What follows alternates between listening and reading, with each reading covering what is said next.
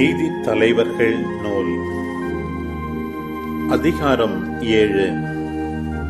யெருபாகால் என்ற கிதியோனும் அவருடன் இருந்த மக்கள் அனைவரும் அதிகாலையில் எழுந்து அரோது நீரூற்றருகே பாளையம் இறங்கினர்.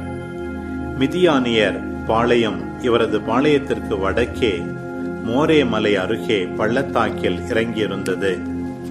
ஆண்டவர் கிதியோனை நோக்கி, உன்னுடன் இருக்கும் மக்கள் ஏராளமாக இருப்பதால் மிதியானியரை அவர்கள் கையில் ஒப்படைக்க மாட்டேன். இல்லையெனில் எம் கையே எம்மை காத்தது என்று கூறி இஸ்ரேல் மக்கள் எனக்கு எதிராக தற்பெருமை கொள்வர். இப்பொழுது மக்கள் கேட்குமாறு நீ கூற வேண்டியது, போருக்கு அஞ்சி நடுங்குகின்றவன் போய்விடட்டும், கிளையாது மலையை விட்டு அகலட்டும் என்றார். மக்களுடன் 22,000 பேர் திரும்பிச் சென்றனர். 10,000 பேர் எஞ்சியிருந்தனர். ஆண்டவர் கிதியோனிடம், மக்கள் இன்னும் ஏராளமாக உள்ளனர், அவர்களை நீர்நிலைக்கு அழைத்து வா, அங்கே உனக்காக அவர்களை தேர்ந்தெடுப்பேன். இவன் உன்னுடன் செல்வான் என்று யாரை குறித்து உன்னிடம் குறிப்பிடுகிறேனோ அவன் உன்னுடன் செல்வான்.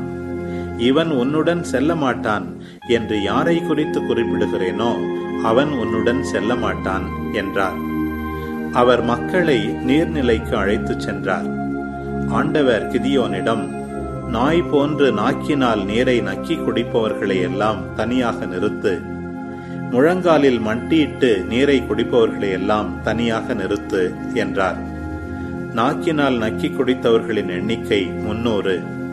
மற்ற மக்கள் அனைவரும் நீர் அருந்த முழங்காலில் மண்டியிட்டனர்.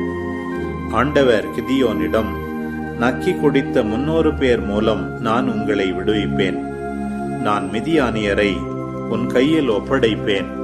மற்ற எல்லா மக்களும் தமக்குரிய வீடுகளுக்கு செல்லட்டும் என்றார். அந்த 300 பேர் தங்கள் கைகளில் உணவுப் பொருள்களையும் தங்கள் எக்காளங்களையும் எடுத்துக்கொண்டனர்.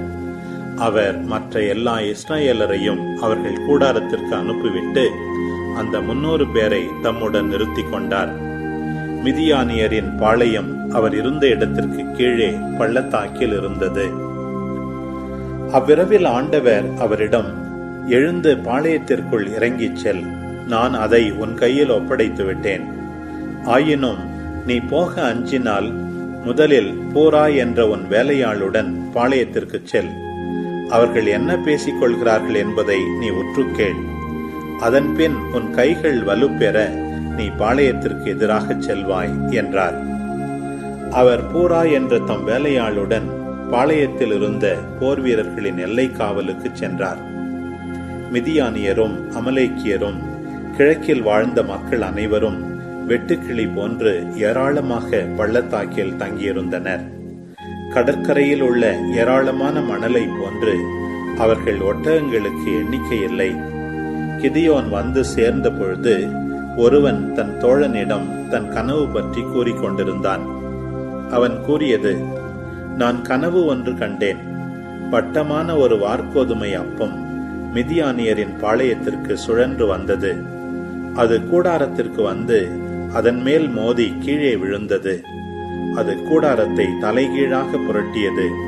கூடாரம் கீழே விழுந்தது என்றான். அவன் தோழன் மறுமொழியாக, இஸ்ரவேலனும் யோவாசின் மகனுமாகிய கிதியோனின் வாளை தவிர இது வேறொன்றும் இல்லை. கடவுள் மிதியானியரையும் பாளையம் முழுவதையும் அவர் கையில் ஒப்படைத்து விட்டார் என்று கூறினான். கனவையும் அதன் பொருளையும் அவன் கூற கேட்டதும் கிதியோன் தலை வணங்கினார். பின்னர் இஸ்ரவேலின் பாளையத்திற்கு திரும்பினார். எழுங்கள், ஏனெனில் மிதியானியரின் பாளையத்தை ஆண்டவர் உங்கள் கையில் ஒப்படைத்துள்ளார் என்றார். அவர் 300 பேரையும் 3 பிரிவாக பிரித்தார். அவர்கள் அனைவரின் கையிலும் எக்காளங்களையும் காலி பானைகளையும் அந்த பானைகளுக்குள் வைக்க நெருப்பு பந்தங்களையும் கொடுத்தார். அவர்களிடம் அவர், என்னை பார்த்து நான் செய்வது போல செய்யுங்கள். நான் பாளையத்தின் எல்லை காவல் வரை செல்வேன். நான் செய்வது போல நீங்களும் செய்யுங்கள். நான் எக்காளம் ஊதுவேன். நானும் என்னோடு உள்ளவர்களும் ஊதும் பொழுது நீங்கள் அனைவரும் பாளையத்தை சுற்றிலும் ஊதிக்கொண்டு ஆண்டவருக்காக கிதியோனுக்காக என்று கூறுங்கள் என்றார். நள்ளிரவு காவல் தொடங்கும் நேரத்தில் காவலர் மாற்றி நிறுத்தப்பட்டனர். அப்போது கிதியோனும் அவருடன் இருந்த 100 பேரும் எல்லை காவலை அடைந்தனர். கிதியோனும் அவருடன் இருந்தவர்களும் எக்காளம் ஓதினர்.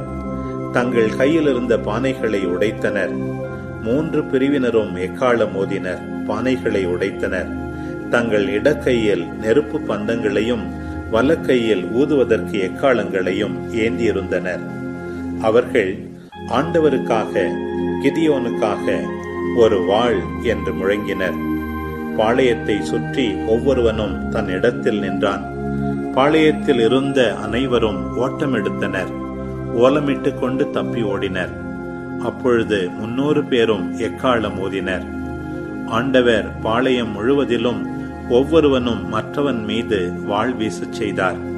பாளையத்தினர் செரேராவை நோக்கி பெத்செத்ரா வரையிலும் தபாத்தாவில் உள்ள ஆபல் மெகோலா எல்லை வரையிலும் தப்பி ஓடினர்.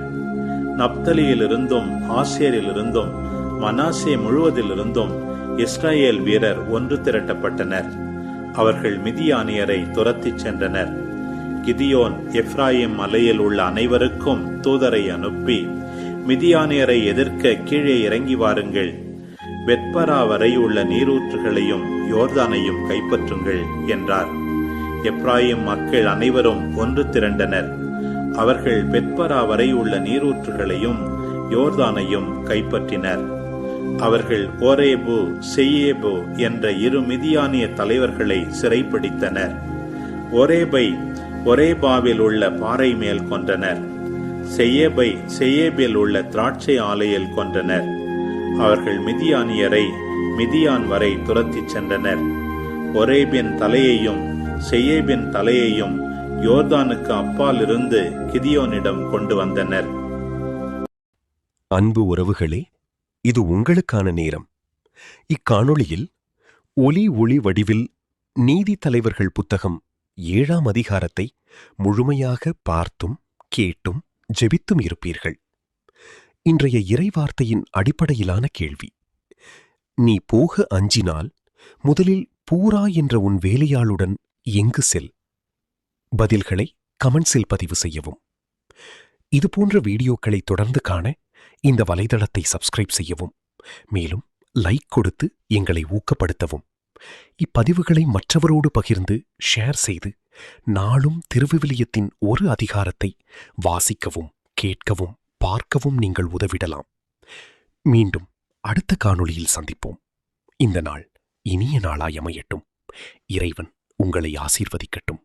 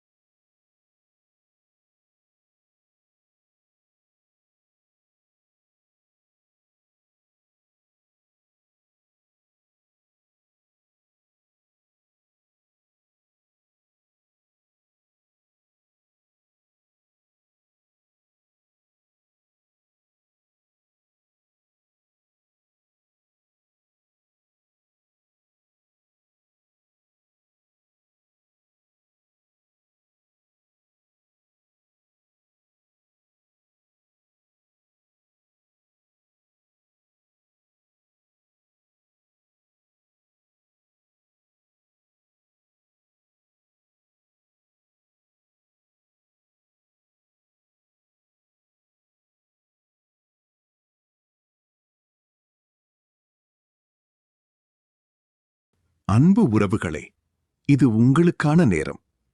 இக்காணொளியில் ஒளி வடிவில் நீதி தலைவர்கள் புத்தகம் 6ஆம் அதிகாரத்தை முழுமையாக பார்த்தும் கேட்டும் ஜெபித்தும் இருப்பீர்கள்.